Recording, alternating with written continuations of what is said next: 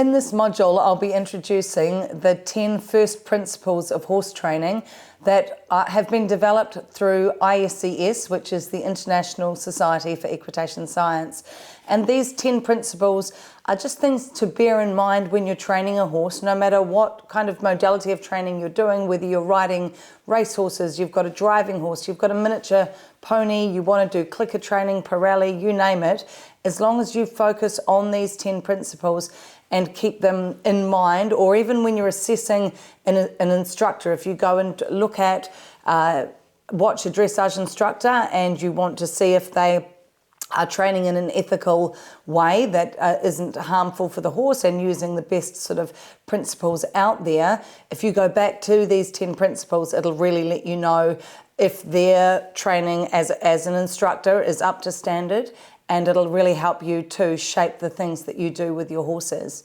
So I think they're really, really important.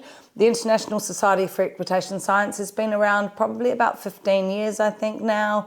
And it's a bunch of scientists from around the world who are studying basically things like ethology, which is the horse's natural behaviours, learning theory, which is how we train horses to respond to different signals, and train behaviours into horses. It encompasses biomechanics, all sorts of things, and there's social science and everything in there too. So it really does look in a broad way about how we ride, train and deal with horses in our everyday life. So I'm going to share these 10 principles with you, and we're going to start with principle number 1, which is horse and human safety. Principle number 1 is regard for both horse and human safety, and it is absolutely paramount. We need to acknowledge that the horse's size and power and their potential for flight make them a really risky animal to be around. And a lot of people believe that as long as they're nice to their horse, a horse won't hurt them. And if you look at the statistics from hospitals and doctors' surgeries around the world, this simply is not true. So although they may not intentionally hurt us, they're not just a big dog. They are big animals that can run us over if they get a fright. We need to make sure that we really understand that basically the front end bites and the back end kicks. We need to be able to approach horses in a way that keeps us safe, and also don't do things that provoke horses to be stressed and in a way where we're in more danger. So that's really, really important. And I'm always, as an instructor, looking out for making sure the arena is safe, for instance, thinking that there's no plastic bags that could blow across the arena, or a gate that's swinging shut, or the dogs are locked away, all of that type of thing, to try and keep the horses really calm and the riders as safe as possible. So regard for horse and human safety is really important. We need to use safe use of tools and equipment and the environment. And we need to recognise the dangers of being ineffective, inconsistent or confusing to the horse. And again, a lot of us think as long as we're nice to the horse, but horses actually they like really clear directions, and they don't like kind of being tickled. They like being touched. So the more we are a little bit standoffish and a bit jumpy and just moving around them like that, they actually start to not trust us very well, and it can lead to nervousness in the horse, and again, this potential danger for us as humans. So we need to learn to be really consistent and effective in our work around horses, both ridden and on the ground. Also need to ensure that your horse and you are appropriately matched. And I know how much we fall in love with our horses, but not all of our horses are appropriate for our level of riding, maybe our age, our stage in life, the amount of time we're able to put into them, or even the type of facilities we've got. Some horses are better with a group of horses living in a certain way, and if we've only got a stable and a small bit of land and can only have one horse, that may not be suitable for the horse you've got. So ensuring that you and your horse are actually a good match is a big part of keeping yourself and your horse safe. We also need to avoid using methods and equipment that can cause pain or distress or injury to the horse. And unfortunately, we actually see that quite a lot in dressage at higher levels, the use of very tight nose bands on the horse. And it's quite horrific, actually. I've seen horses around the world with indents in their nasal bones because the nose bands have been so tight. So I think that, we really have to keep the horse's welfare as a very, very high priority, right up there with our own safety. So that's important to note. And not wanting to put you off, but the statistics for death rates and injury rates with horses are really, really huge. For instance, in one study showed that 25% of all children's deaths in sport were in horse sport.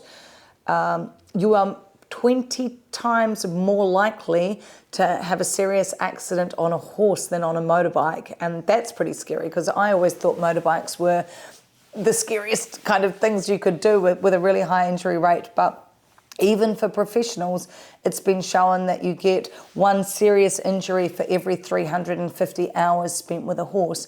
And someone like me is spending 10 or 12 hours a day around horses pretty much every day of the week. So it doesn't take me long to clock up 350 hours. And there are plenty of, serious injuries I've had throughout my career. And, it's not just falling off horses. It's being stood on, being pushed, being ran over, attacked by a stallion once. That was a fairly bad day in my life. And all of these things that even as a professional, bad stuff does happen and you can really get injured. And the worrying thing is that 61% of accidents around horses have been seen to be caused by horse behaviour. So we're not just talking a rider fell off because the horse tripped. These are riders that have been bucked off, reared off, the horse shied, they fell off, all of those behavioural type things, or even on the ground things have happened. So it's really important that we train horses in a way that their behaviours are really regulated, the horses are calm and happy, and that's going to really keep us as safe as possible. So that's number one, regard for horse and human safety. Principle number 2 is regard for the nature of horses. And this is really based on orthology. So it's based on what horses do in their natural environment. And in order to keep your horse what we call well regulated and in a calm sort of a state, you need to ensure that their welfare needs are met. There's a big difference between good horse care and good horse welfare.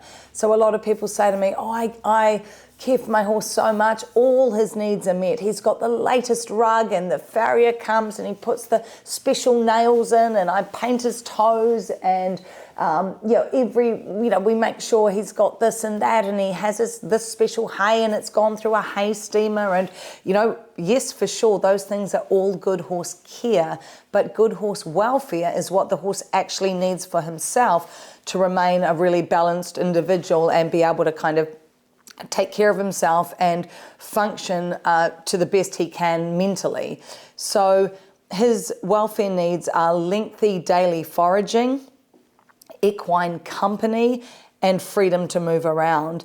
And that can be really tricky because a lot of us don't have the ideal situation that horses would want, which is grazing in herds of, say, 5 or 6 others in big paddocks where they can get that daily movement. So it is a real challenge for a lot of us keeping horses. You should avoid aversive management practices such as whisker trimming. That's something that's now being slowly banned around the world, which is really good because people will say to me, oh, my horse doesn't care if he gets his whiskers trimmed.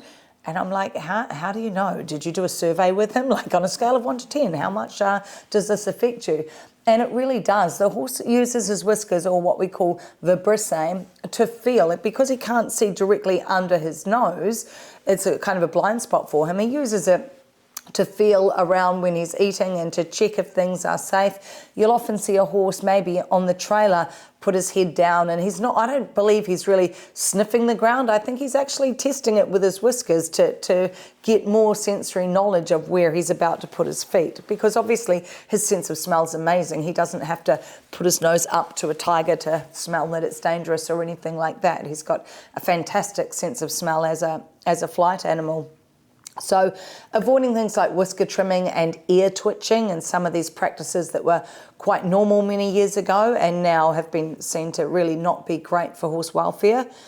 We need to be able to recognise signs of pain in a horse, and that's really tricky. So one thing I encourage you all to do is Google and look up the equine pain face and become really familiar with the signs that your horse is in pain. And this is something the scientists have done and proven, that there are certain facial expressions and the way the horse holds its face when it's in either short-term or more chronic pain. So that's a really good thing to familiarise yourself with, and a lot of us are not good at seeing that. We also need to avoid assuming a role of dominance in horse training, and dominance in horse training kind of only came about, really, it's been very popular since kind of the 80s, with a lot of the natural horsemanship that started, where a lot of it was seen to be about herd hierarchy and how you had to dominate and be dominant over your horse. But again, the scientists have really debunked those theories, and a lot of the time it makes people too violent towards their horses, and in a way that the horse needs to respect me, it needs to face me all the time, and all of this stuff that is really been seen now to not be in the animal's best welfare interests. We need to respect the social nature of horses, the importance of touch and the effects on separation of horses. They really do want not just company, they really do need equine company, and not just any other horse with them, a friendly horse that they can bond with, because sometimes you put one in with another and they're not friends at all. So having your horse in with company where he can allo groom, which is grooming each other, you'll see the horses doing on their necks, is a big regulator of the horses. It really de-stresses them and makes them feel really good and calm inside. You also need to avoid movements around your horse that they perceive as threatening, like jerky movements. So you'll see one thing all top horse trainers have in common is they just have a way around horses that's methodical and never jerky. They don't rush in at the horse. It's just has a rhythm to it, and that rhythm for the human on the ground or even under saddle helps keep the horse really calm as well. So that's quite important. What your horse really actually needs is movement. It should be around 17 kilometres a day. That is how much a horse in the wild would move around just grazing. So you imagine if you're keeping him in a really small field or paddock, that's going to be very difficult for him to achieve his movement needs, which help keep his brain nice and regulated. He should also be grazing for 13 hours a day. And that's not nutritionally, he doesn't need 13 hours of grass a day, particularly on the pastures that some of us have, but he's actually designed to be chewing, and that chewing motion is, again, what helps keep him calm and regulated inside his brain. So you want to be feeding your horse. If he's got a weight problem or he's got a problem with sugars and things, you just need to be feeding him quite low quality grasses and things that he can keep chewing. And if he can do that, it's going to stop him doing things like wind-sucking, crib-biting, weaving, developing those sort of behaviours, because he's having those needs met of his mouth chewing that long. Companions we've talked about. And the other thing that helps keep your horse well regulated and calm is you as a human, or the rider of the horse, having a really clear way of communicating with him. In other words, your aids have to be super clear, that he really knows the answer to all the questions you're going to ask him, and that again keeps his stress levels to a minimum. So that's principle number 2. Principle number 3 is regard for the horse's mental and sensory abilities. And this is what I found quite exciting and interesting when I first started doing equitation science, or learning about equitation science, is how different the horse's brain works to ours. And I had never really thought about that before. And it's really changed the way that I work with horses and teach, and everything really changed once I did understand more about the mental abilities of the horse. So the first thing we have to do is avoid overestimating the horse's mental ability. And you'll often hear that, people saying, he's doing it on purpose, he knows what he's doing is wrong. And horses don't have what we call a dorsolateral prefrontal cortex, kind of the frontal lobes of the brain, and they're kind of uniquely human.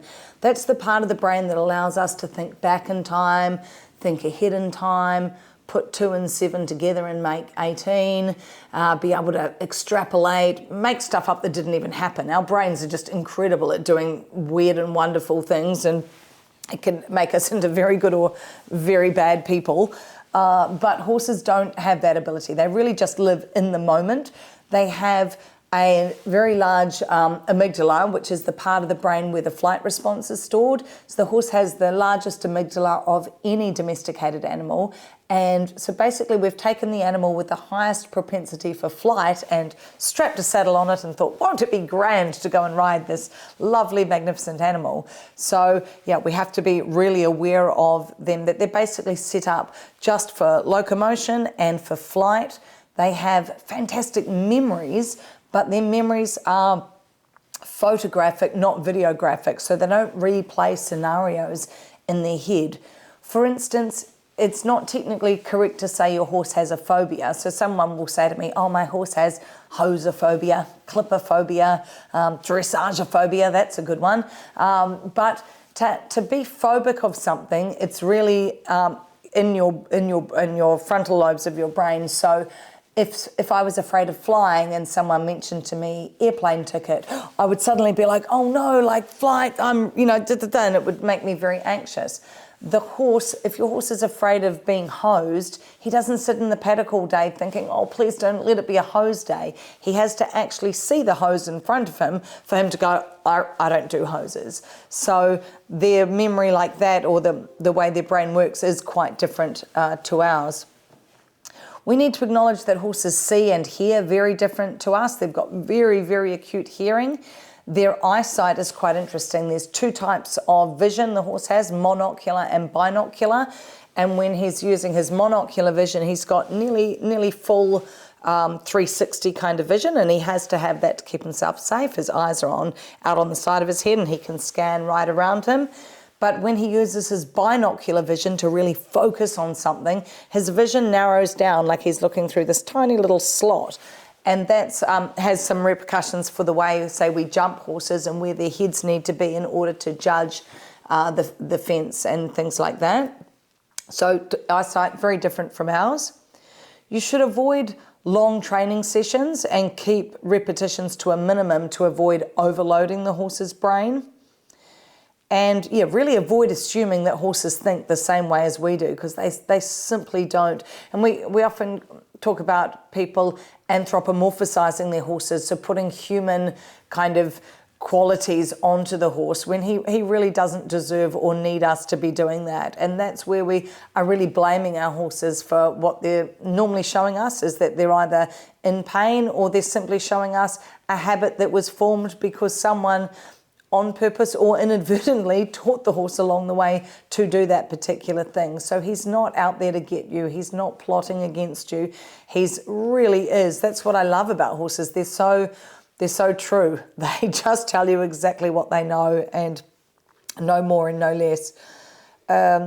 We need to avoid implying mental states when we're describing horse behaviour. Like, people will sometimes say to me, oh, he's just nuts. He's just going mental. He's spazzing out. And that's not really very helpful. So I always say, what are his legs doing? And, it turns out in the end that, he swerves left. And I'm like, okay, well, let's train him to swerve back to the right, and that will fix that problem. Whereas if you just tell me your horse is nuts, that's very hard for me to fix as someone that's very interested in equine behaviour. So yeah, it's not very helpful to be describing your horse's state of mind and behaviour like that. So yeah, basically the biggest differences in the brain, we have a prefrontal cortex allowing us, like I say, time perception and all of those things. We think ahead, think back in time. Our memory is videographic, and every 3 seconds our pathways in the brain refresh themselves. The horses, on the other hand, don't have that dorsolateral prefrontal cortex, have a photographic memory. It takes 3 seconds for the pathway in the brain to fade. Basically, the light bulb goes out after 3 seconds. So timing is really, really important in horse training. He can't put 2 and 2 together over a long period of time, only a very, very short period of time. And he remembers stimuli like the hose I talked about earlier, which trigger reactions. So yeah, that is pretty much the beginnings of what you need to know about your horse's brain and how it's different to ours. Principle number 4 is regard for the current emotional state of your horse, which is basically whether your horse is in an optimistic or pessimistic state. We could talk about it in another way of the horse being well regulated or a little bit shut down, that type of thing. Happy, sad, it's not quite the same thing, but basically you want your horse to be in an optimum state mentally and emotionally. So when we train horses, we're often using what's called negative reinforcement, which I'll explain later. But when you are doing negative reinforcement badly, which a lot of us are because it's really hard to do well, if we reinforce inconsistent responses, if we don't remove pressure at the correct time, if we don't shape the responses appropriately, that kind of a thing can put the horse into this kind of negative emotional state. Reinforcement issues, again, with positive reinforcement, because I have a lot of people say, oh, I just do positive reinforcement with my horse, so he'll be really happy and really well balanced and nothing will, he'll never be in a negative state because I'm using positive reinforcement. But again, even using pure positive reinforcement, which by the way is nearly impossible in the training of a horse because we end up using combined reinforcement anyway. If you do your clicker training or your positive reinforcement training incorrectly, you don't shape behaviours appropriately, you leave the horse guessing, if you like, for too long, and you're inconsistent in your reinforcers, you can also really confuse your horse and lead him, down this trail of becoming confused and becoming shut down or kind of depressed. So we need to ensure that our trained responses and reinforcements are really consistent. We need to avoid the use of pain or constant discomfort in horse training. So there may be some discomfort caused to the horse, but you have to be removing pressures as quickly as possible so that no pressure is kind of ongoing. You need to avoid triggering the flight or fight response as much as possible. In some training techniques, still in this day and age, there's people actively frightening horses, which to me is crazy. Like, why would you frighten a flight animal? The only time it gets frightened is when he fears for his life, and I don't want my horse to ever fear for his life. So you won't find me chasing a horse around a round pen, for instance, trying to elicit flight response from him. We need to help the horse to relax with lots of stroking. Horses don't actually like patting, and you'll see a lot of people really whacking their horse on the neck to say, good boy, and the more happy we are, the harder we whack him. That's not actually reinforcing for the horse at all. In fact, if you do that to what we call a naive horse, like a foal or a yearling, something that hasn't had much handling, they absolutely hate it. They try and run away, they're wincing, whatever. Part of the breaking in, we actually have to habituate them to that sort of stuff. So it's something they find uncomfortable that we get them used to just because people will be moving around on them all the time. But it doesn't make any sense to reward the horse with something it doesn't like. It's like someone giving me Brussels sprouts, like yuck, as a reward for a hard day's work, when I would much rather have some sushi or something I actually enjoy. So for a horse, it's the rubbing on the neck that they really like. That's what's going to bond you and your horse together. No amount of slapping it will actually really make the horse think, oh great, I've done a good job. So it's really important to know. We need to avoid high arousal when using food rewards with the horse, because you can actually overdo the food rewards. I do use food rewards in my training, but if you overdo it, it can make the horse too kind of highly aroused, which is not good for it at all. And just be sure that you don't underestimate the horse's capacity to suffer. They are sentient beings, they do feel pain, they do feel discomfort, and they do have these positive and negative emotional states. And you really want to work hard to make sure your horse is in an optimum state as often, if not all the time, definitely as often as possible. So that's principle number 4. And now we come to principle number 5, which is the correct use of habituation or desensitizing techniques and calming methods with horses. There are 3 ways a horse learns, and they learn through classical conditioning, operant conditioning, and habituation. Habituation means just getting used to things. So, for instance, a horse needs to habituate to wearing a rug, maybe being clipped, having a rider, on board, saddle, girth, head collar, living inside, all of those things are to do with habituation. And a lot of horses' problems stem from not being correctly habituated to things. So there are real science, I guess, just tells us, sort of puts labels a lot on things that we already did. Like when I first learned equitation science methods, I was like, oh yeah, I do that. I didn't have a name for it, but I do use that technique. So we've got some pretty nifty names for ways that we habituate horses to things. For instance, you can gradually approach objects that a horse is afraid of. That's a good way to do it. What you'll often find people doing, if say you're in a new arena and there's something scary down one end, a lot of people have this sort of dogmatic view that he should get going, and you just hit him and you kick him and you push him until he gets down there and he's got to do exactly what he's told. But that actually really escalates those flight levels in the horse. And yeah, you may get him down there, but he's not going to be relaxed and happy about it.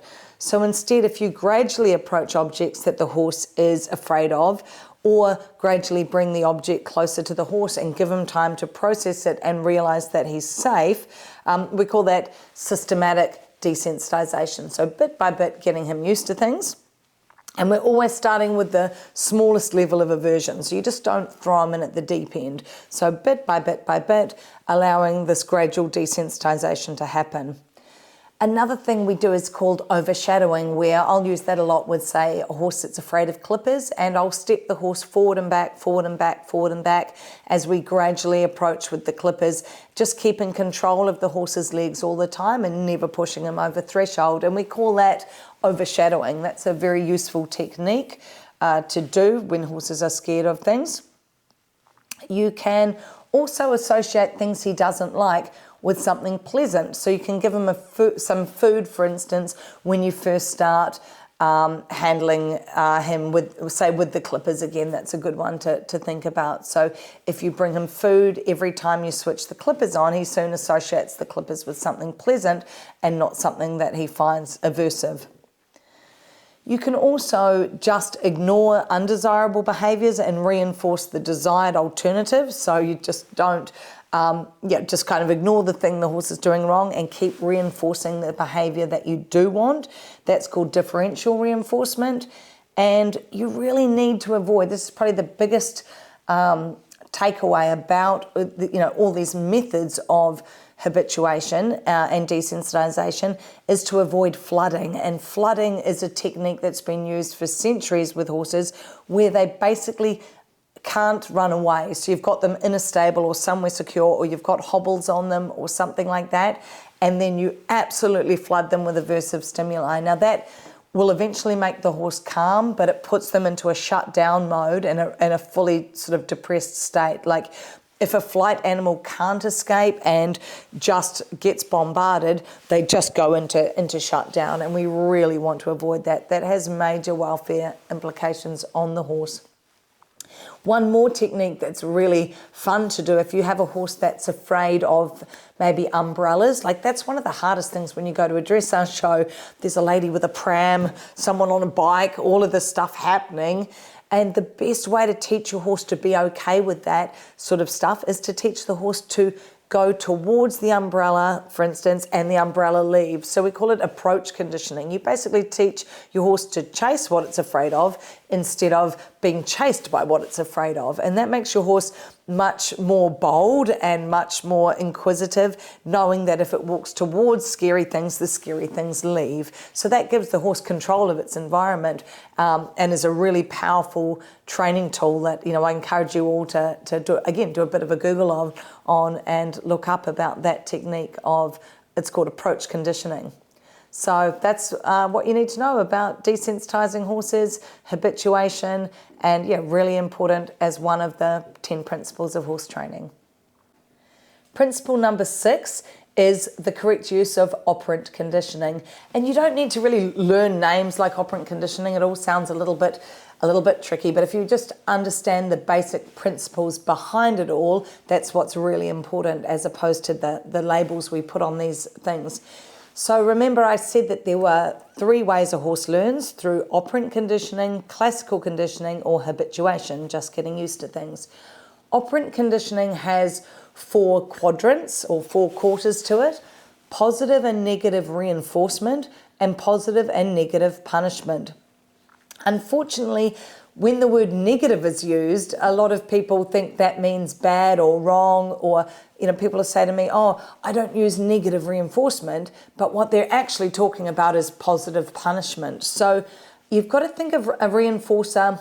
The word reinforce means to make stronger. So if I want to reinforce a building, I'm going to put extra pillars up. So to reinforce a behaviour, we make it stronger. So positive and negative are more in the mathematical sense. So we're adding something for positive reinforcement to make a behaviour more likely to happen, and we're removing something with negative reinforcement to make a behaviour more likely to happen. For instance, I'm sitting here. If I get too warm, I'm like, oh, I'm feeling really hot.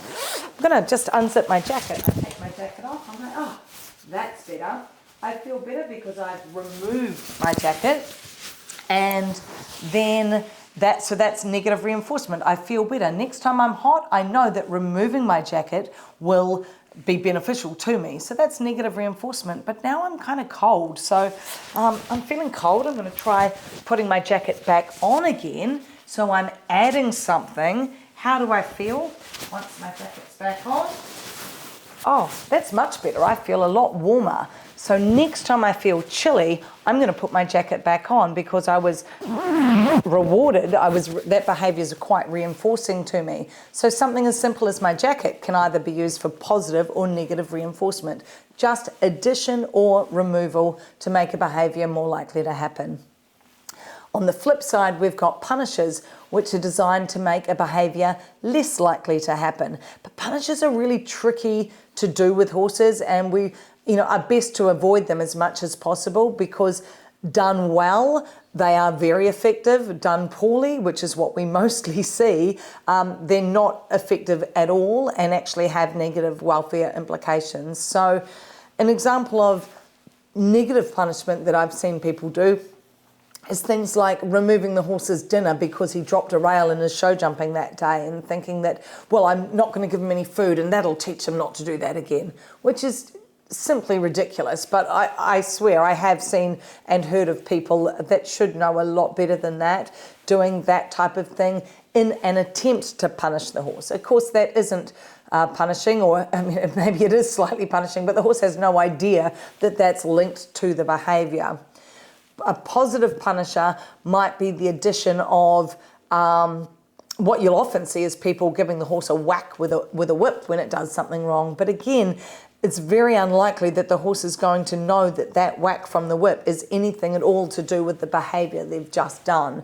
So that type of use of punishment really doesn't work with horses.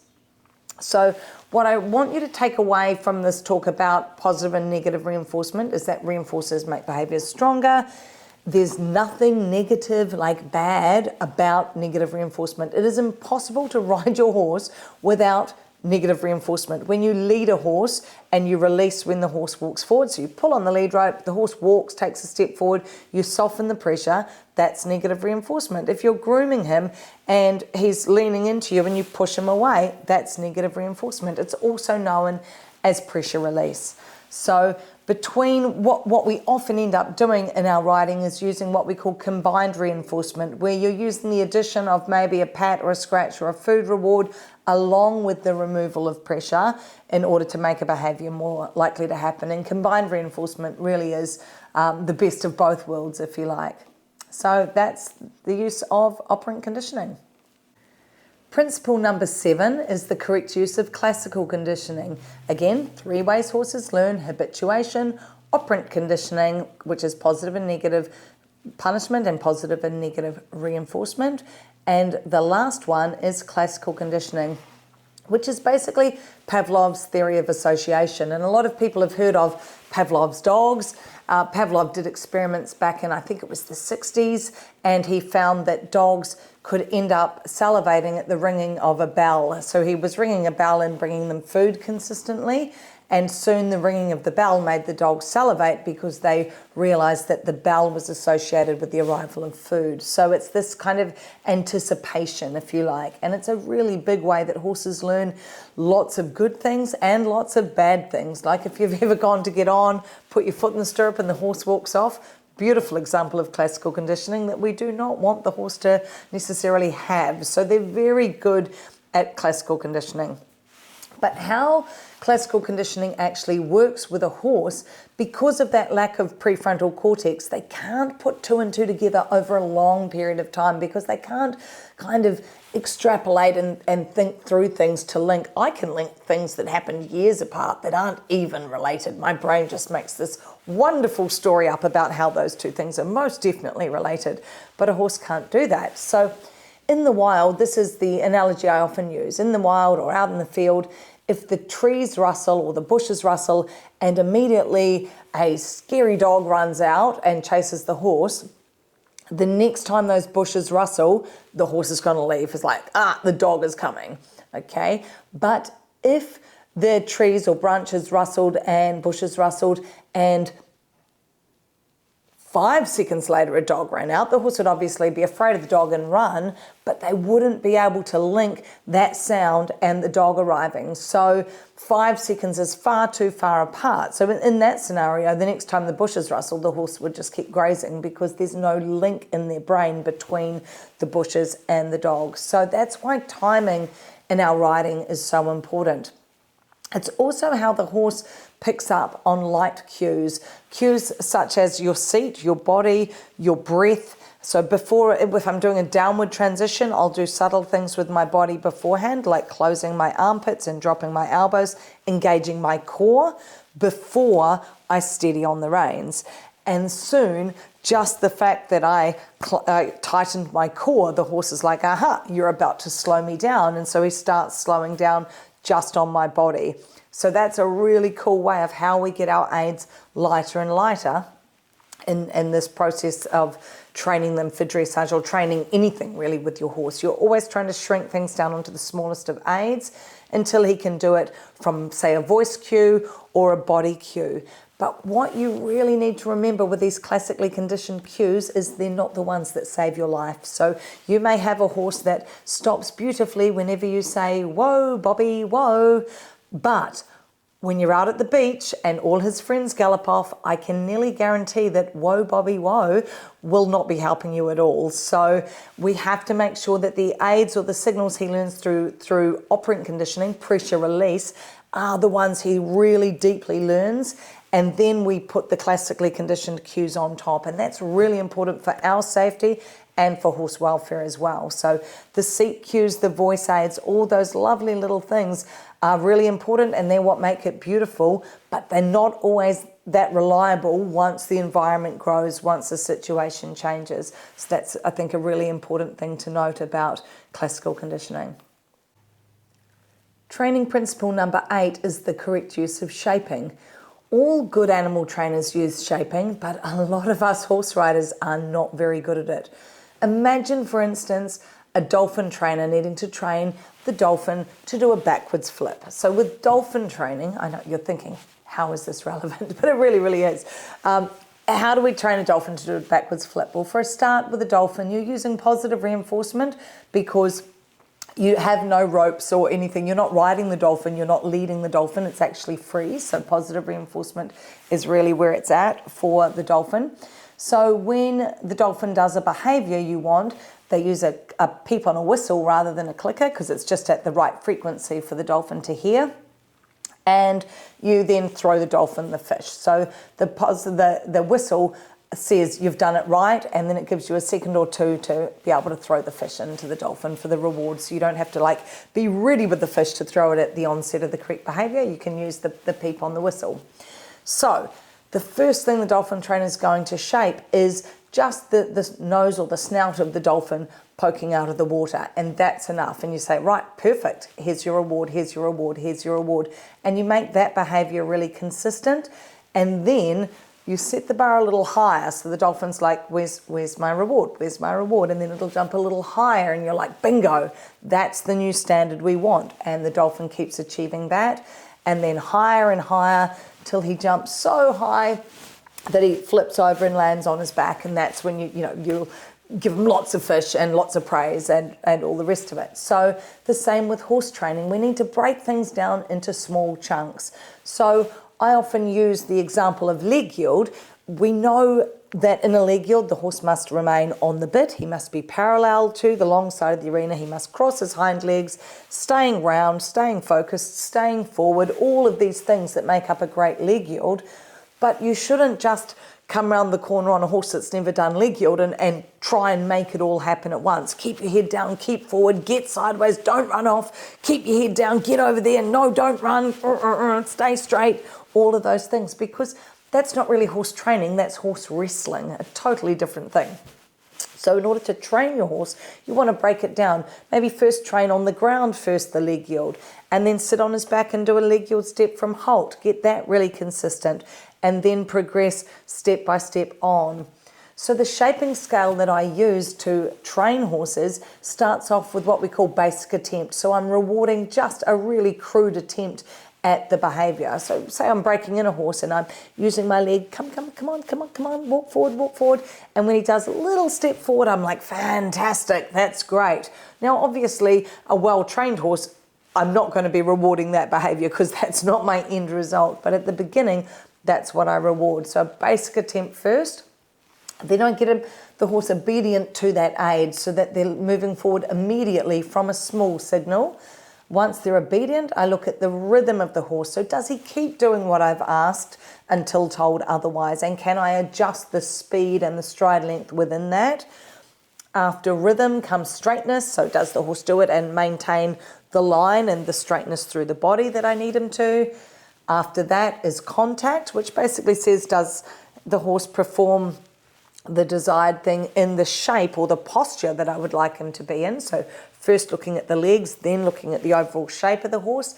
And the last thing is this lovely thing called proof, which says anywhere, anytime, even if his friends are leaving, even if there's a puddle, even if I'm approaching a log out on the trail, that type of thing. So proof makes sure that really anywhere, anytime, the horse will give you the desired response from that signal. So that's the correct use of shaping. Principle number 9 is about the correct use of signals or cues for the horse, and it's one of the hardest things to get right, and particularly as you progress in the journey with dressage, there are so many things we need the horse to do to be able to do piaffe, passage, half passes, flying changes, all of those things. So one of the issues we have with the horse is that our keyboard, if you like, is very small, particularly for dressage.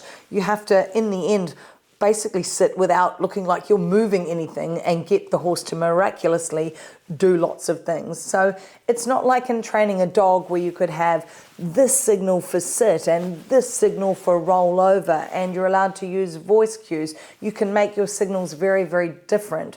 But when you're sitting on a horse, we are very limited in a sport like dressage, where you're not allowed to squeeze his right ear to ask for something and pat his tail to ask for something else. We really have to sit still, and so we've only got kind of a couple of leg positions we can use, like a normal, what we call a forward leg, or your leg back.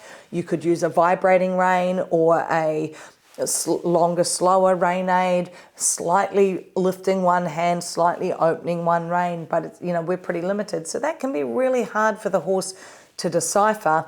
And particularly if you're using your aids, like a lot of people think to slow down, I should use my leg. To bend the horse, I should use my leg. To rein back, I should use my leg. To go forward, I should use my leg, which is really very, very hard for the horse to discriminate and for you as a rider to make each of your aids very different.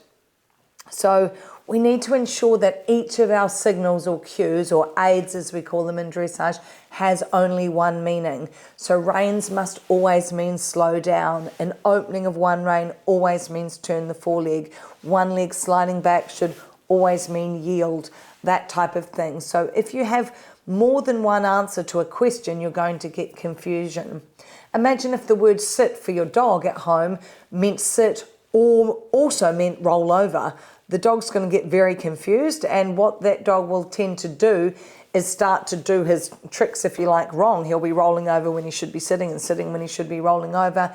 And soon he's either going to start to get maybe aggressive or antsy. He's maybe digging holes in the garden and pulling your clothes off the washing line, chasing his tail round and round in circles, getting kind of neurotic.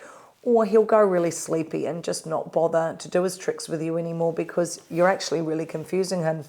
So the same with the horse. You've got to keep those cues. So one cue for one answer.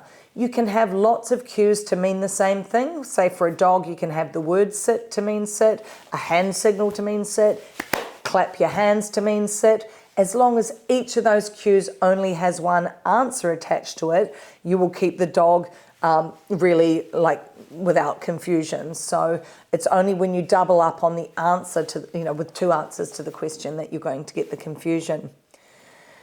You've also got to ensure that your signals for different things aren't applied at the same time, and you'll often see in horse sport people wooing and pushing at the same time. They seeming to want the horse to slow down and speed up all together, and of course that's impossible for the horse. And the more you clash your aids together, again, the more the horse either starts showing neurotic type behaviours, the bucking, shying, leaping, rearing, all of that stuff, or the horse just goes dull. He just gets sleepy. He just stops responding because it's just too hard for him to understand what it is that you want.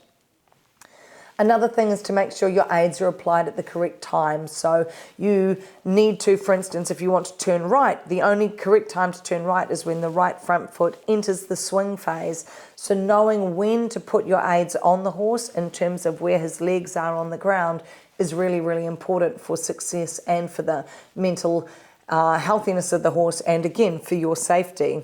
So if your aids are unclear or ambiguous, or they're being applied simultaneously, that really can lead to confusion and then welfare and safety issues.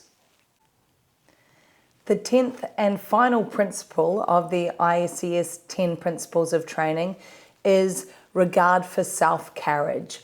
And this is a really, really important one, again, for horse welfare, and again, along with that good horse welfare is that safety aspect for both horse and human.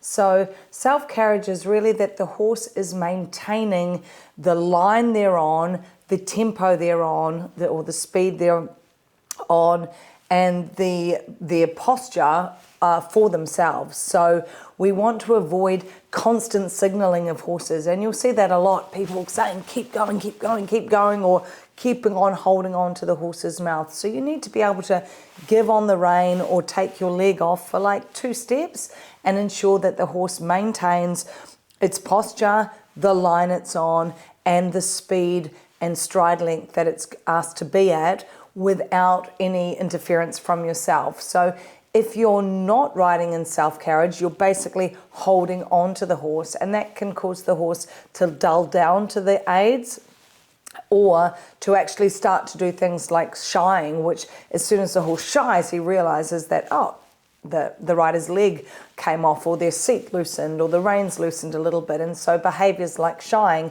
can keep occurring simply because you are holding on too much. An analogy I like to use for the self-carriage principle that I learnt from Dr. Andrew McLean, who I credit with a lot of the knowledge that I have today, he talked about, if I tell you I've trained a parrot to sit here on my arm, but if I'm holding on to his wings, that's not proof that the parrot's actually trained to be there. So if I can let go of the wings and allow the parrot to fly off or whatever, I can actually show you that he is actually trained to be on my arm and is not just being held there.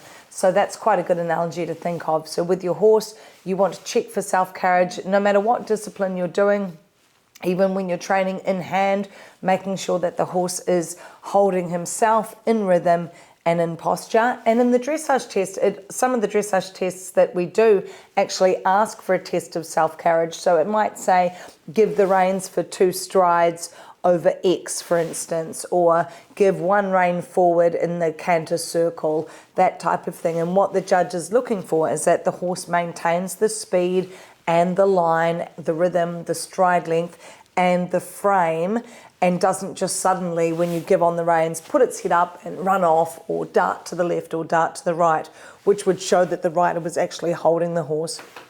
So remember, you can be holding on with your leg as well as with the rein. So it's not just about being able to give away the rein and check that the horse maintains those aspects, but also that your leg isn't constantly pressing in order to keep the horse moving. The horse must be able to go for himself, and that's the way the horse is going to feel the most relaxed, the most attuned, and the most happy. So regard for self-carriage is the 10th and final principle.